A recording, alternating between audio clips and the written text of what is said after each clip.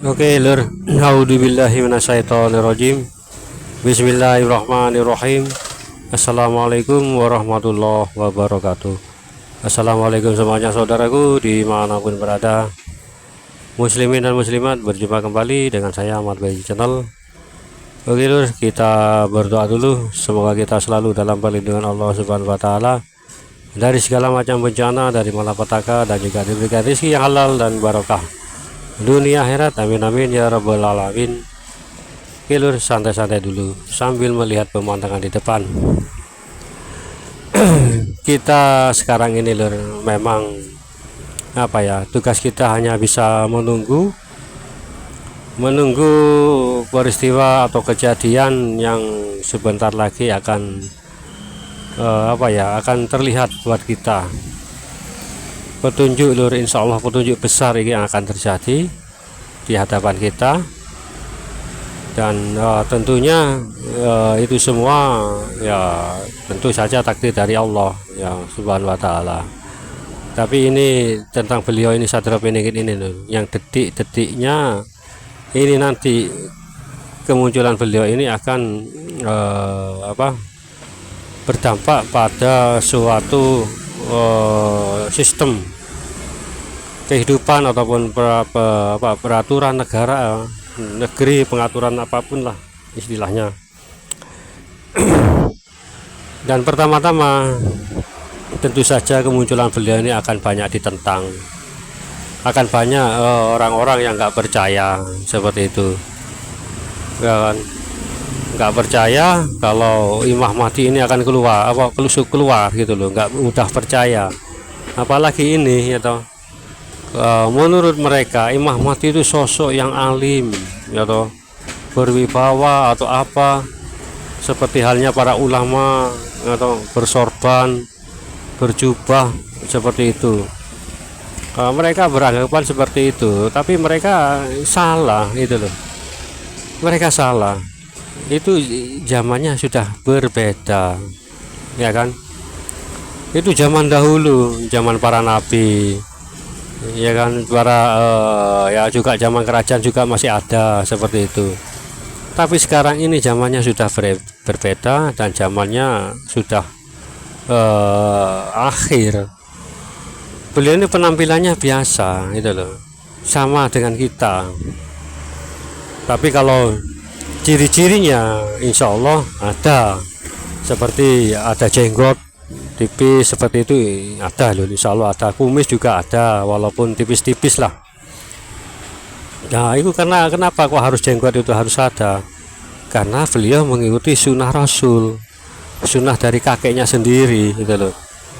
Kan sayang, kan tahu sendiri kan ceritanya kisah dari Rasulullah, bukan kisah sih sabdanya, jenggot itu seperti untayan banyak para malaikat yang menggantung. Nah itu loh, insya Allah beliau nggak menyanyiakan kesempatan itu, maksudnya mempunyai suatu ciri-ciri yang baik dari kakeknya ya kan, juga berkumis.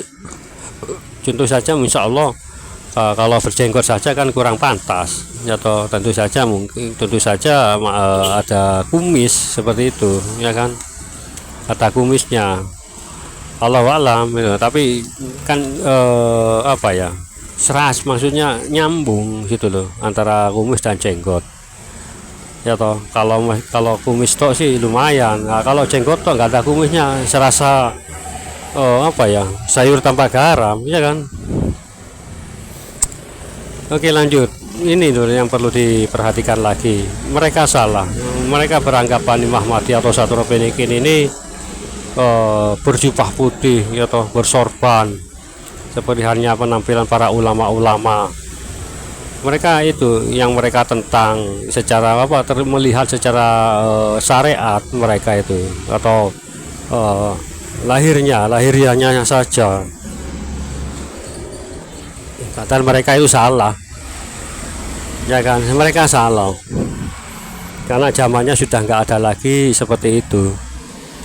Beliau itu sama kok dengan kita ya kan, sama penampilan walaupun pakai sarung juga. Allah alam, sarung mungkin waktu ya di rumah saja ya habis sholat ya mungkin pakai sarung, tapi kalau di luaran keluar insya Allah sama dengan kita, entah memakai celana jeans atau celana apa, t-shirt atau kemeja.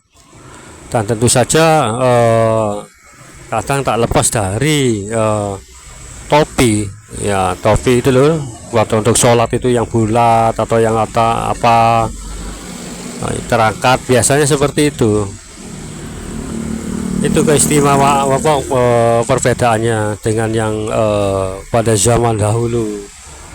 Insya Allah seperti itu lur. Oke lur, santai-santai dulu sambil melihat pemandangan di depan itu lur. Mereka semua akan melihat atau beranggapan bahwa Satrul Beringin ini atau Imam Mahdi ini berpenampilan seperti itu, ya kan? Ya kalau zaman dulu memang zaman dulu kan jubah semua, apalagi pada zaman Nabi, kanjeng Nabi Muhammad Shallallahu Alaihi Wasallam Rasulullah, ya kan? Semuanya pakai jubah, bahkan Abu Jahal, Abu Lahab semuanya yang jahat-jahat itu ya, pakai jubah semua. Nah, ya. Itu pada zamannya berbeda dengan sekarang ini. Yang laki-laki pakai sekarang ini kebanyakan apa? Ya pakai celana, ya kan? Celana, entah itu celana jeans atau celana biasa kain itu, ya kan? Bahkan mungkin ya t-shirt, kaos, kemeja ataupun pakai jaket.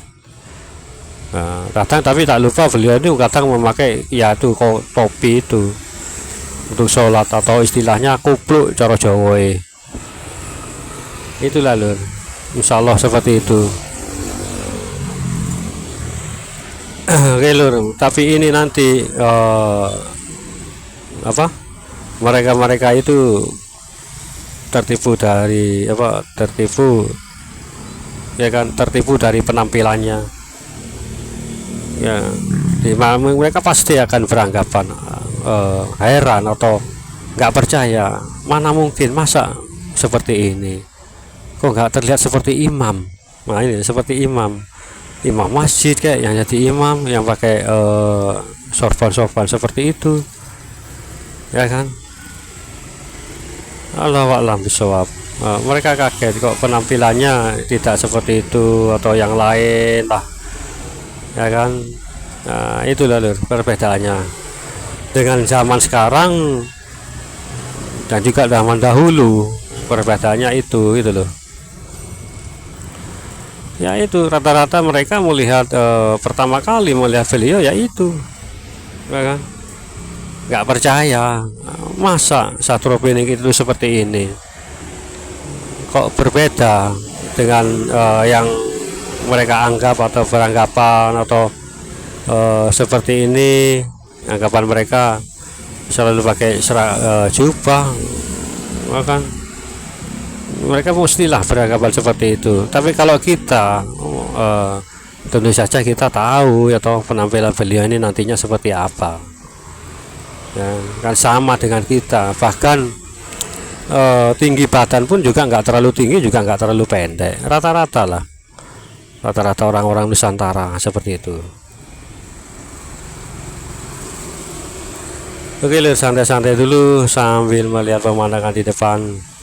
Inilah lur salah satu sebuah apa ujian lah, katakanlah ujian bagi mereka yang hanya melihat lahirnya saja, yang mereka lihat dulu ada penampilan luarnya saja, atau tapi dalamannya hanya orang-orang tertentu yang tahu.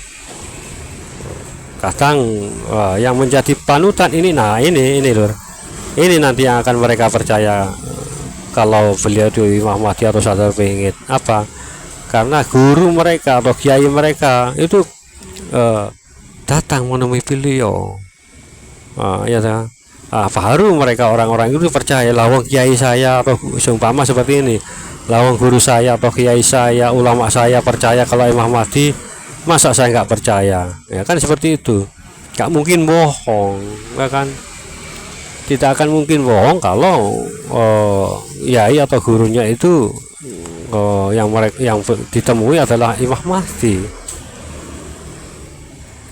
Nah itu baru lur, nanti insya Allah guru-guru mereka atau para alim ulama yang lain berdatangan